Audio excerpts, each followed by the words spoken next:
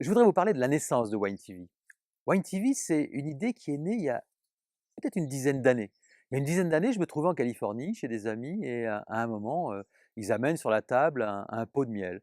Et sur ce pot de miel, bon, moi, j'observe bien les trucs et sur ce pot de miel, je vois un QR code.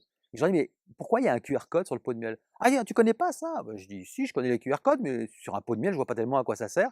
Et à ce moment-là, ils me disent, bah, tiens, regarde. Et à ce moment-là, ils pointent leur téléphone sur le pot de miel, sur le QR code du pot de miel. Et à ce moment-là, apparaît une vidéo de l'apiculteur qui commence à présenter comment il a fabriqué ce miel.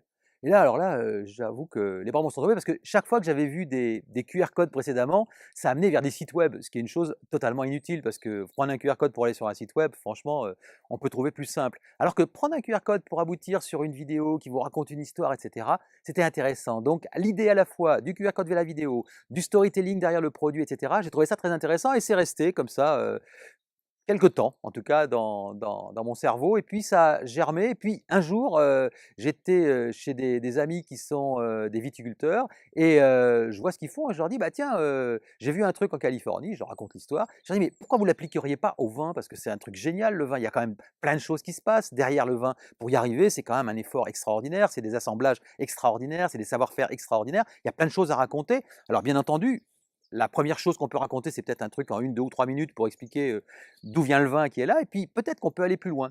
Et c'est comme ça qu'est né le projet Wine TV, c'est-à-dire que par, ses amis qui ont trouvé l'idée intéressante et qui l'ont appliquée, on a pu peaufiner la chose et on est arrivé à cette idée que, bah, c'était normal de mettre derrière une bouteille, de mettre ce petit QR code qui en fait donne un accès à l'âme du vin qu'on va boire, un accès à l'idée, aux valeurs des gens qui l'ont élevé et donc de façon à comprendre comment ça fonctionne. Et surtout, l'idée, c'était de dire que c'était un point de départ. Parce que quelque part, le viticulteur, il est un peu coupé de la relation avec ses clients, puisque ça passe par des intermédiaires, des grossistes, des revendeurs, etc.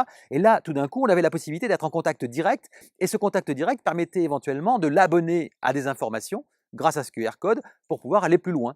Et l'abonner justement à tout un tas de petits documents, vidéos, etc., sur les coulisses tout au long de l'année de ce qui se passe sur la propriété qui va lui produire cet excellent vin. Voilà, Wine TV, c'est un peu ça l'idée, c'est un télescopage de technologies, d'idées, d'expériences et aujourd'hui, je crois que ça peut être quelque chose d'assez exceptionnel si on le pratique de manière rigoureuse, efficace et surtout avec tout son cœur parce que c'est ce que les gens recevront quand ils flasheront ce petit QR code.